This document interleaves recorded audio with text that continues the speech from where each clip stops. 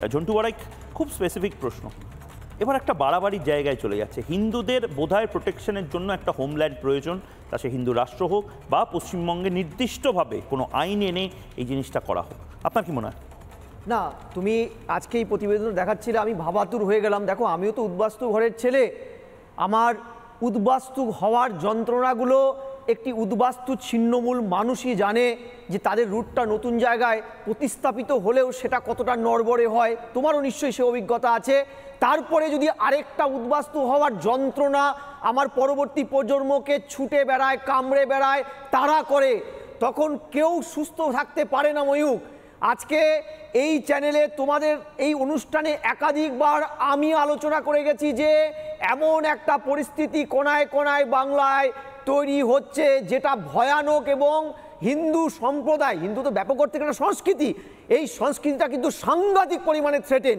দেখো, আমি নিজে ব্যক্তিগতভাবে বলছি, একজন হিন্দু সম্প্রদায়ভুক্ত মানুষ হিসেবে আমার কারো প্রতি কোনো বিদ্বেষ নেই। দেশভাগের যন্ত্রণার পরেও আমি বিশ্বাস করি আমরা সবাই একসাথে সহাবস্থান করতে প্রস্তুত, এবং আমার পরিবারকেও সেই শিক্ষা আমি দিয়েছি, আমার বাবা আমাকে তাই শিক্ষা দিয়েছেন। কিন্তু প্রশ্নটা হলো, এখন তো আমাদের অস্তিত্বের একটা ভয়ানক ক্রাইসিস। তুমি ভাবো যে আমরা আলোচনা করতে করতে এমন একটা জায়গা তৈরি হলো যে মানুষগুলো উদ্বাস্তু হলো, অথচ মানুষগুলোর পাশে থাকার মতন কেউ নেই।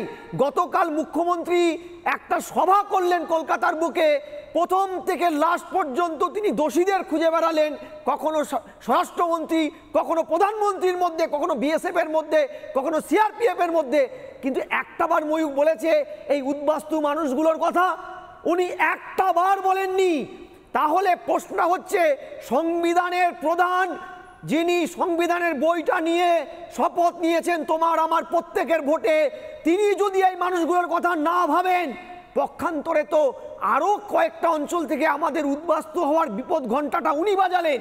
দ্বিতীয়, আমি শেষ করছি, দেখো, সংবিধানের স্টেট হেড হিসাবে 153 নম্বর আর্টিকেলের রাজ্যপাল। আমি দুদিন ধরেই বারবার বলে যাচ্ছি, রাজ্যপাল কি করছে?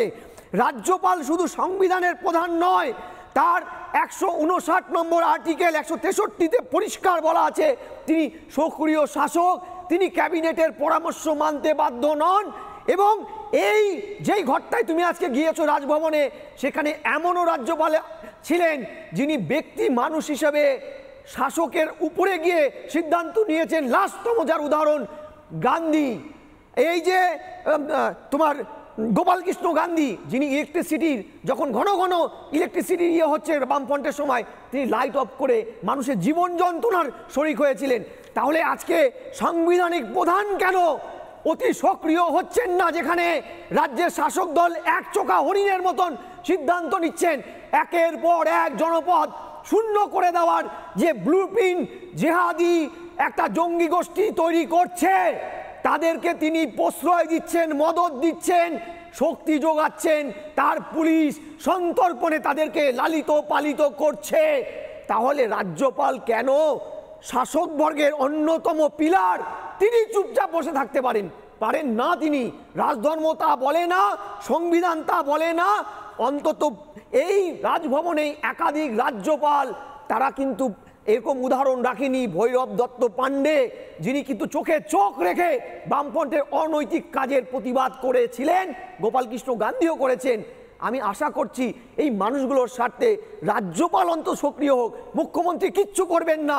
ঠিক বলেছে তিবরিওয়াল যে সন্দেশখালী সব কিছু লুট হয়ে যাওয়ার পরেও তিনি যাওয়ার সময় পাননি, এখানেও যাবেন না। বরং বিএসএফ উইথড্র হলে এই মানুষগুলো ফিরে আসলে ময়ূক এদের আবার উদ্বাস্তু হতে ইনি সাহায্য করবেন।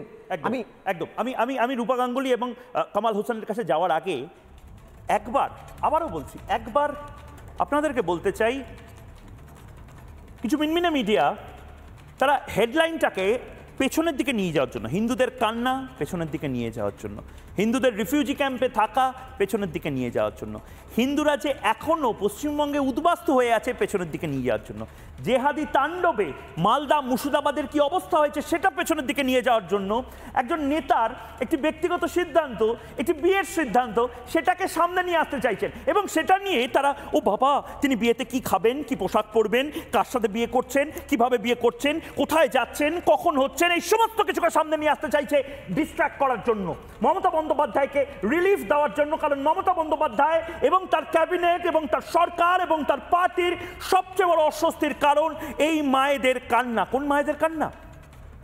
এটাকে হেডলাইন নাম্বার 1 বানান, এটাকে শিরোনামে রাখুন, কারণ আজ এদের সাথে হয়েছে, কাল আপনার সাথে হবে, তখন বিয়ে করারও অপশন হয়তো রিফিউজি ক্যাম্পে থাকবে। দেখুন,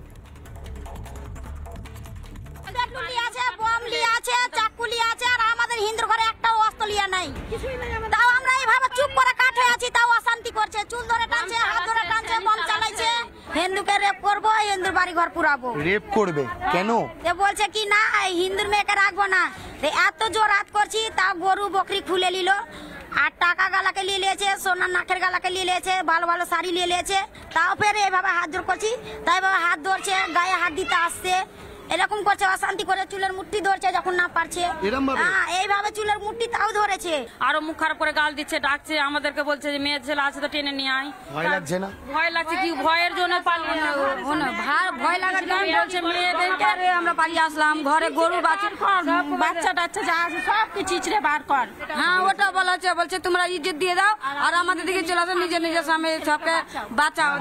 বলছে নিজের নিজের ইজ্জত দাও আর নিজের স্বামী ছেলেকে বাঁচাও। তোমাদের ইজ্জত আমাদেরকে দিয়ে দাও, তোমাদের স্বামীদেরকে বাঁচতে দিব, তোমাদের স্বামীদেরকে রক্ষা করতে দেবো, যে আমার তোমাদের ইজ্জত আমাদেরকে দিয়ে দাও। আমার বাচ্চাটা 1.5 বছর আছে, গায়ে গলায় ছেনি ধরেছে, গলায় ছেনি ধরেছে। 1.5 বছরের বাচ্চা? 1.5 বছরের, দেখুন শুয়ে আছে, নিয়ে চলে যাচ্ছে, বলছে কি না বাচ্চাটাকে নিয়ে যাবো, তোমার বাচ্চা দাও না তোমার ইজ্জত দাও। নানা ধরনের কন্টেন্ট দেখার জন্য লাইক করুন, শেয়ার করুন আমাদের ফেসবুক পেজ, সাবস্ক্রাইব করুন আমাদের ইউটিউব চ্যানেল। পাশাপাশি অন্যান্য ব্রেকিং নিউজের জন্য অবশ্যই চোখ রাখুন রিপাবলিক বাংলায়।